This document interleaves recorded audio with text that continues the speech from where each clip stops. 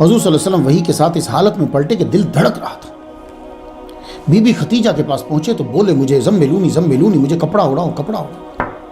کپڑا اڑایا، پانی بھی ڈالا ہوا، گھبراہٹ دور ہوئی. تو پھر آپ نے سارا واقعہ سنا جو افق پہ میں نے دیکھا.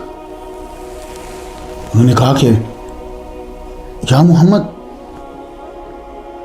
تم رسول ہو، انا جبریل، میں جبریل ہوں. یہ نام انہوں نے دیا اور مجھ پر اقرا بسم ربک الذی خلق، اور کہنے لگے لقد خشیت علی نفسی، میں ڈر رہا ہوں، میں اپنی جان کو ڈر گیا ہوں. ٹھیک ہے.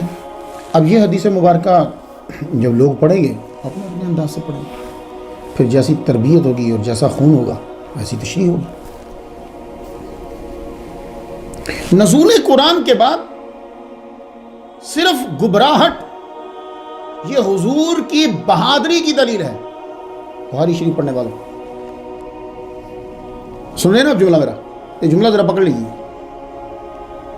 میں نے کہا نا کہ جیسی تربیت ہوگی جیسا خون ہوگا ویسی تشریح ہوگی.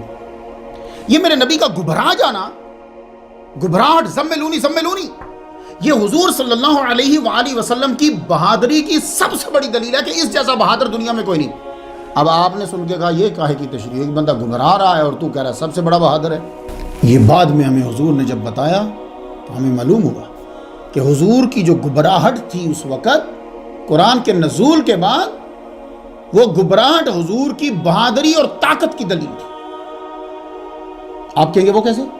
چلیے گفتگو آگے بڑھاتے ہیں. قرآن کس پہ اترا؟ حضور کے دل پر اترا ہے، روح الامین کے ذریعے سے. کہاں اترا؟ دل پہ، روح الامین کے ذریعے سے.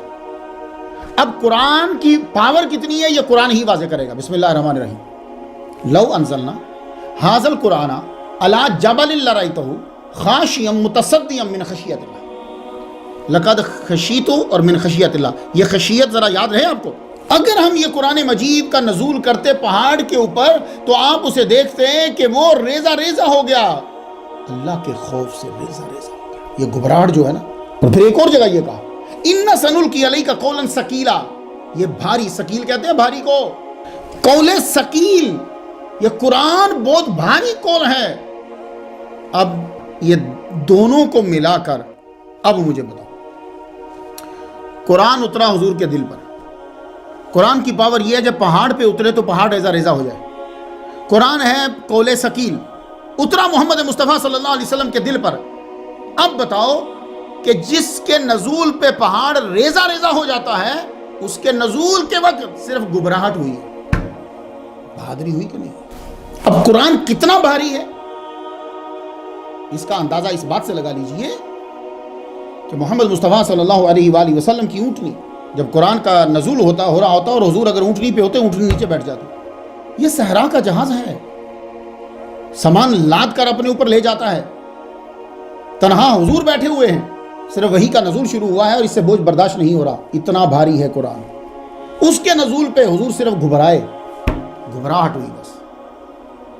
بھائی گھبراہٹ تو زیادہ گرمی ہو جائے تو انسان کو ہونے لگ جاتی ہے. آپ لوگوں نے یہ حدیث پڑھنے کے بعد نبی کی کمزوری کو ثابت کیا؟ نہیں، میں نے یہ حدیث پڑھنے کے بعد نبی کی بہادری کو ثابت کیا.